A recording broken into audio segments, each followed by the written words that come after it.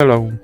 In this video I will show you how to install Firefox browser on BLACKVIEW A80s.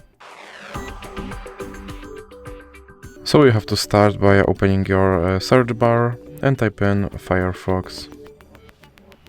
Then click search and click install.